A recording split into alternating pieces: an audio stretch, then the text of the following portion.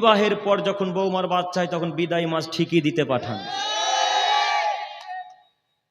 না মনে হয় করেন না ঠিক তাদের মতো বেদাত, কিন্তু মুসলমানি করার সময় খানা ঠিকই খাওয়ান। মুসলমানি বুঝলেন কি? ওই বাচ্চা ছেলের বাচ্চুটা কাটা। মুসলমানি করার সময় গরু ছাগল কেটে ঠিকই খাওয়ান না? অন্য শিরক বেদাত করেন না ঠিকই, কিন্তু বাড়ি উদ্বোধন করার সময় হুজুরকে ঠিকই ডাকেন। কথা মিলছে মনে হয় আমার? মিলছে না? সব কথা এইগুলো মিলে যায়। শুধু বলছেন এরা করে, শুধু বলছেন এরা করে, শুধু বলছেন বেদাতিরা করে, পচা হানাফিরা করে, আহলে হাদিস করে না? এটা করলো জি মিললো কথা কি? তো তাহলে শুধু তাদের দোষ দিলে হবে না।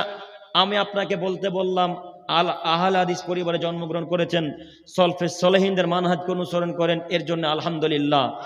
কিন্তু আপনাকে বলি, আজকে এখান থেকে অদাবদ্ধ হয়ে উঠবেন যে জিন্দেগিতে আর কখনো মুসলমানি ছেলের দিব না।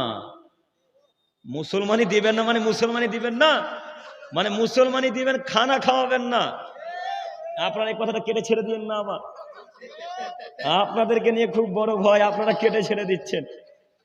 এই কথাটাকে বাদ দিয়ে ছাড়বেন। যে